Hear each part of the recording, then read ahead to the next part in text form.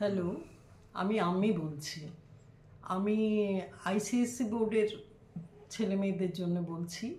আমি আগে প্রথম দিকের আমার যে ভিডিওগুলো আছে তখন দেখবে গত বছরের জন্য আমি ছোট ছোট করে অনেকগুলো 3-4টে করে কবিতা একসঙ্গে তার সম্পর্কে বলেছি, যাতে তোমাদের লাস্ট মুহূর্তে পড়তে কোনো অসুবিধে না হয় এবং কী ধরনের উদ্ধৃতি তুলে কোয়েশ্চেনগুলো করা হয় সেই উদ্ধৃতিগুলোও বলে দিয়েছি। তো গত বছর যেগুলো বলেছিলাম তাতে আমি 7টা পদ্য নিয়ে আলোচনা করেছিলাম। তো আজকে আমার মনে হলো যে আরও 3টে পদ্যর সঙ্গে, কারণ তখন এই 3টে পদ্য আসার কোনো সম্ভাবনা ছিল না, তো এবার এই 3টে পদ্য যেগুলো বলছি, একটা বঙ্গভূমির প্রতি, একটা রবীন্দ্রনাথের প্রতি, আর হচ্ছে আবার আসিব ফিরে, এগুলো এবার আসার সম্ভাবনা আছে। তাই জন্য তোমাদের আমি ছোট্ট করে এটা বলে দিই। প্রথমে বলে দিলে কি হবে, তোমরা ওগুলোও পড়ে নিও আর এগুলোও পড়ে নিও। আর বড় করে তো আমার লেখা আছেই, এগুলো জাস্ট আমি বলছি তোমরা পরীক্ষা দেওয়ার আগের দিন একটু যদি এগুলো পড়ে নাও তাহলে তোমাদের অসুবিধে হবে না, সময় তো কম থাকবে তোমাদের হাতে। সুতরাং আগের দিন পড়ার জন্যে আমি আজকে 3টে বলে দিচ্ছি, আর 7টে আমার আগেই বলা আছে।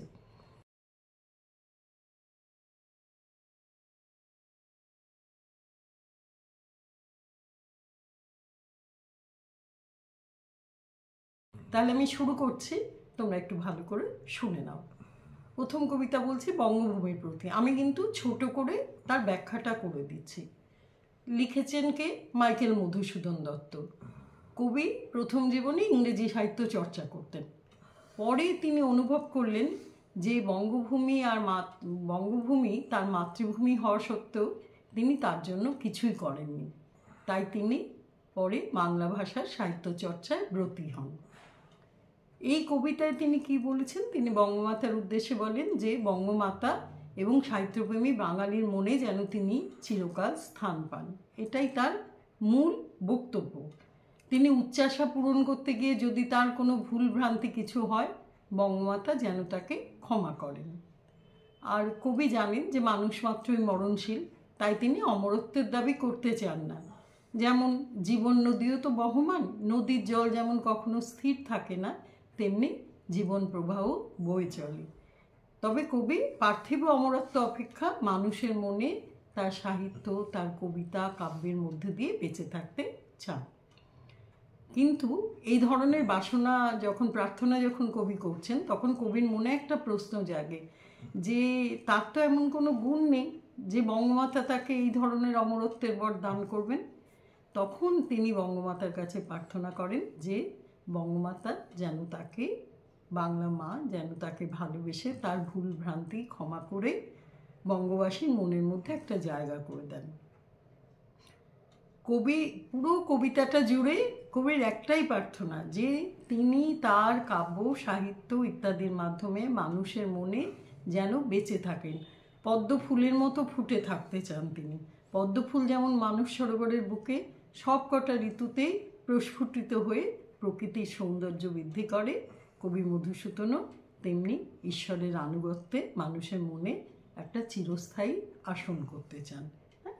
কবির ইচ্ছেটা হচ্ছে এই, কারণ তিনি তো অনেক পরে বাংলা ভাষা নিয়ে চর্চা শুরু করেন, কিন্তু তা সত্ত্বেও তিনি অনেকগুলো কাব্য লিখেছিলেন এবং কিছু তার প্রহসন ইত্যাদিও আছে।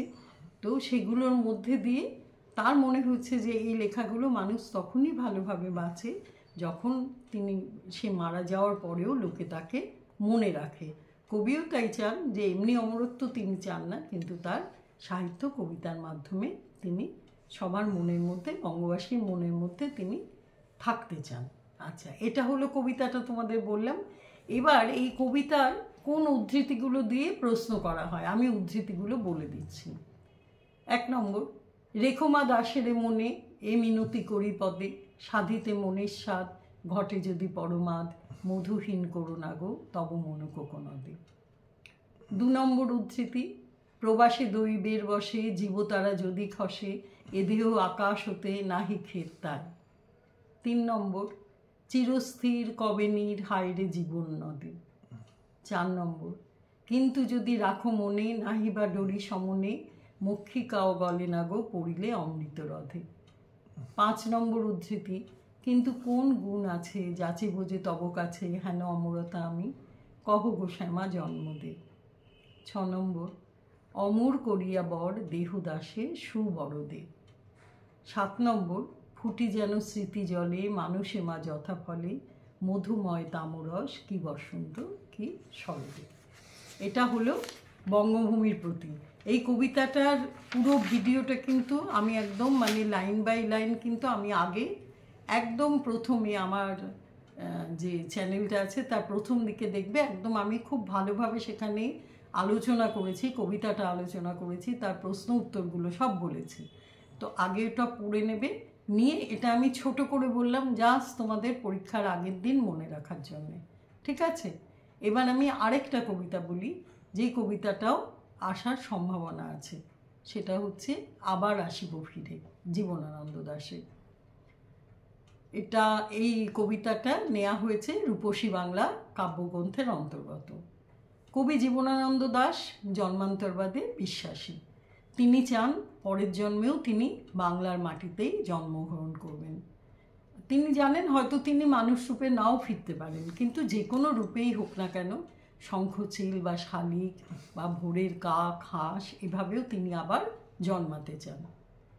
ধানসিঁড়ি নদীর তীরে শঙ্খচিল বা শালিকের বেশে, অথবা ভোরের কাক হয়ে কুয়াশায় ভেসে আসতে চান।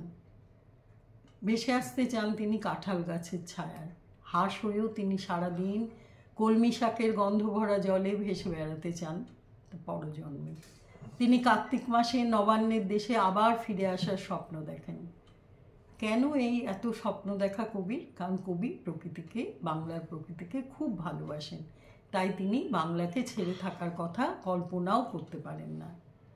কবি কখনো ভাবেন তিনি লক্ষ্মী প্যাঁচার রূপ ধরে শিমুল গাছের ডালে বসে ডাকাডাকি করবেন, নয়তো ছোট্ট এক শিশুর রূপ ধরে উঠোনের ঘাসে খইয়ের ধান ছড়াবেন, অথবা কোনো এক কিশোর হয়ে রূপসার ঘোলা জলে ছেঁড়া সাদা পাল মেলে ডিঙি নৌকো বাইবেন। হয়তো এক সাদা বক হয়ে সন্ধ্যার অন্ধকারে রক্তিম মেঘ সাঁতরে তার ঘরে ফিরে যাবেন। এভাবেই বাংলার প্রতি কবির অমোঘ আকর্ষণ বা টান যেটা, সেটাতেই কবি বাংলার বুকে বারবার জন্মগ্রহণ করতে চান। তাহলে কবিতার মধ্যে বোঝা গেল যে কবি এই বাংলার মাটিতেই বারবার জন্মগ্রহণ করতে চান। সেটা তিনি জানেন যে সবসময় হয়তো এভাবে মানুষের বেশে হয়তো সবসময় তিনি জন্মাতে পারবেন না, তাই তিনি যে কোনো রূপে এই বাংলার প্রকৃতিকে ভালোবেসে এখানেই তিনি থাকতে চান। আচ্ছা, এবার আমি কতগুলো উদ্ধৃতি বলি, যে উদ্ধৃতিগুলো দিয়ে তোমাদের কোয়েশ্চেন আসে। 1 নম্বর, আবার আসিব ফিরে ধানসিঁড়িটির তীরে এই বাংলায়, হয়তো মানুষ নয়। 2 নম্বর, হয়তো ভোরের কাক হয়ে কার্তিকের এই নবান্নের দেশে। 3 নম্বর, সারাদিন কেটে যাবে কলমির গন্ধ ভরা জলে ভেসে ভেসে। 4 নম্বর, জলঙ্গির ঢেউয়ে ভেজা বাংলার এই সবুজ করুণ ডাঙায়। 5 নম্বর, হয়তো দেখিবে চেয়ে সুদর্শন উড়িতেছে সন্ধ্যার বাতাসে। 6 নম্বর, হয়তো শুনিবে এক লক্ষ্মী প্যাঁচা ডাকিতেছে শিমুলের ডালে। 7 নম্বর, রূপসার ঘোলা জলে হয়তো কিশোর এক সাদা ছেঁড়া পালে ডিঙাবার। এটা হলো জীবনানন্দ দাশের আবার আসিব ফিরে। এবার আরেকটা কবিতার সম্পর্কে আলোচনা করছি, যেটা এবার কিন্তু ইম্পর্টেন্ট আছে, সেটা হচ্ছে রবীন্দ্রনাথের প্রতি বুদ্ধদেব বসুর লেখা। এটা নিয়ে আমি আমার মূল ভিডিও প্রথম দিকে কিন্তু আমি ভিডিওতে প্রত্যেকটা লাইন নিয়ে আলোচনা করেছি, তার কোয়েশ্চেন আনসারগুলো করেছি, তোমরা অবশ্যই সেটা পড়ে নেবে। এইটা যেগুলো বলছি সেটা হচ্ছে তোমাদের মনে রাখার জন্যে আমি ছোট্ট করে তোমাদের বলছি, ঠিক আছে? রবীন্দ্রনাথের প্রতি কবি হচ্ছে বুদ্ধদেব বসু। কবিতাটার প্রেক্ষাপট হচ্ছে দ্বিতীয় বিশ্বযুদ্ধের সময়। কবি বুদ্ধদেব বসু কবিগুরু রবীন্দ্রনাথ ঠাকুরকে স্মরণ করে বিশ্বযুদ্ধের পটভূমিতে দাঁড়িয়ে সব বিপদ কাটিয়ে বেঁচে থাকতে চান। এই যখন এই দ্বিতীয় বিশ্বযুদ্ধে হয় তখন মানুষ মৃত্যু ভয়ে ভীত, চারিদিকে অরাজকতা, বন্দুকের নল যত কিছু সুন্দর সৃষ্টিকে নষ্ট করে দিচ্ছে। যুদ্ধবাজ জাতি মৃত্যুবাহী পুষ্পক রথে চলে, তাদের রথে বেরিয়ে তারা তাদের শ্রেষ্ঠত্ব প্রচার করছে। মানব সভ্যতা তখন মৃত্যুর দিন গুনছে, কারণ যে কোনো মুহূর্তে সমস্ত কিছু ধ্বংস হয়ে যাবে। কবি জানেন এই সময়ে শান্তির ললিত বাণী শুনাইবে ব্যর্থ পরিহাস। তিনি কবিগুরুর লেখা এই চরম সত্যটাকে মেনে নিয়ে কঠিন পরিস্থিতির মোকাবিলা করার চেষ্টা করেছেন। কবির হৃদয় তখন স্তব্ধ, মৌন, কারণ কিচ্ছু করার নেই, কবির পক্ষে কিচ্ছু করার নেই। ভারতবর্ষের উপকূলে তখন লোভ আর লালসা স্রোত বইছে, কারণ পর্তুগিজ, ওলন্দাজ, ইংরেজ এসব দেশের বণিকরা ভারতবর্ষের সম্পদে আকৃষ্ট হয়ে ওই পথেই তারা ভারতবর্ষকে আক্রমণ করে।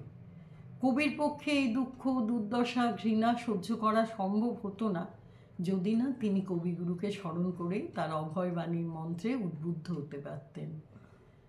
যেটা কবিগুরু বলেছিলেন, নাই নাই ভয়, হবে হবে জয়, খুলে যাবে এই দ্বার। তো এটাই কবিকে উদ্বুদ্ধ করতে পেরেছিল। তিনি জানেন অন্ধকারের পর আলোর দেখা মিটবেই, আলোর দেখা আসবে, আলোর দেখা হবেই, যেমন রাতের পরে দিন আসে। রবীন্দ্রনাথকে আশ্রয় করে কবিতার দুঃসময় কাটিয়ে দিতে সক্ষম হন। তো এই যে রবীন্দ্রনাথের প্রতি কবিতাটা, এটাকে যদি তোমরা ধরো না, এটা হচ্ছে রবীন্দ্রনাথের প্রতি কবি বুদ্ধদেব বসুর একটা সাংঘাতিক মাপের, একটা বড় মাপের শ্রদ্ধা প্রদর্শন, যেটা কিন্তু আমরা কারোর কাছেই প্রায় পাইনি। যদি পেয়েও থাকি সেটা খুব বিরল। মানে একজন কবিকে এতটা ভগবানের মতো দেখে বুদ্ধদেব বসু তার দুর্দশার সময়, তার শুধু নয়, তখন দেশেরও দুর্দশার সময় তিনি তার প্রত্যেকটা বাণীকে তার ভেতরে নিয়ে আত্মস্থ করে তিনি এভাবে বিপদটা কাটিয়ে দিতে চেয়েছেন। এটা সত্যি সত্যি একটা খুব বড় মাপের শ্রদ্ধা প্রদর্শন হলো। এবার এই জেনারেলি যে লাইনগুলো উদ্ধৃত করে প্রশ্ন আসে সেই লাইনগুলো আমি তোমাদের বলছি। 1 নম্বর, তোমারে স্মরণ করি আজ এই দারুণ দুর্দিনে। 2 নম্বর, রক্ত পাই উদ্ধত সঙ্গিনে সুন্দরেরে বিদ্ধ করে। 3 নম্বর, আমি শ্রেষ্ঠ সবচেয়ে বড়। 4 নম্বর, ভারতের স্নিগ্ধ উপকূলে লুব্ধতার লালা ঝরে। 5, এ নরক সহিতে কি পারিতাম। 6 নম্বর উদ্ধৃতি, তাই তো মানি না ভয়, জীবনেরই জয় হবে জানি। এই 6টা উদ্ধৃতি দিলাম। মোটামুটি এগুলোই ঘুরিয়ে এগুলোর মধ্যে থেকেই প্রশ্ন আসে। তবে যেহেতু বলছি এটা এবার ইম্পর্ট্যান্ট, তোমরা তাই প্রথম দিকে আমার যে আলাদা করে যে ভিডিওগুলো, যেগুলোতে এই কবিতা সম্পর্কে, এই 3টে কবিতা সম্পর্কে অনেক আলোচনা আছে, সেটা একটু পড়ে নাও। সেটা পড়ে নিলে তোমাদের কাছে তারপরে যখন এই ছোট করে এটা পড়বে, তোমাদের কিন্তু পুরোটাই বোঝা যাবে। ওখানে তোমরা কোয়েশ্চেন আনসারগুলো একদম পড়ে নেবে। খুব ভালোভাবে তৈরি হয়ে যেও। এভাবে আমি পরীক্ষার আগে কোনগুলো পড়বে সেগুলো বললাম, আর পরীক্ষার দিন রাত্রিবেলা রিভাইজ করার জন্যে এই 3টে কবিতা তো দিলামই, তাছাড়াও আগের যে 7টা কবিতা আছে সেটাও দিলাম। সেগুলো তোমার আগেই দেখবে, সেগুলো আমার ভিডিও করা আছে। তবে একটা কথা বলি, এর মধ্যে থেকে তোমরা ইচ্ছে করলে 3টে কবিতা যেটা গত বছর এসে গেছে তোমরা ইজিলি বাদ দিতে পারো, কারণ তোমাদের 2টো কবিতা আর 2টো গদ্য লিখলেও হয়ে যাবে। অথবা যদি তোমরা 3টে কবিতা তোমাদের লেখো আর একটা গদ্যর উত্তর লেখো, তাহলে আমি বলবো কিচ্ছু বাদ দিও না, তাহলে তোমরা 10টা কবিতাই পড়বে। হ্যাঁ, ঠিক আছে, তাহলে তোমরা তোমাদের মতন রেডি হও। একদম তো পরীক্ষা তো তোমাদের শুরু হয়েও গেছে। হ্যাঁ, আশা করি তোমরা ভালো পরীক্ষা দেবে। আর একদম ভয় পাবে না, এটা তোমাদের মাতৃভাষা। মাতৃভাষায় তোমরা সবাই লিখতে পারবে। আর পড়াশুনো তো করেছো, না পারার তো কিচ্ছু নেই। ঠিক আছে, বেস্ট অফ লাক। খুব ভালো হোক তোমাদের পরীক্ষা। আজ আসছি।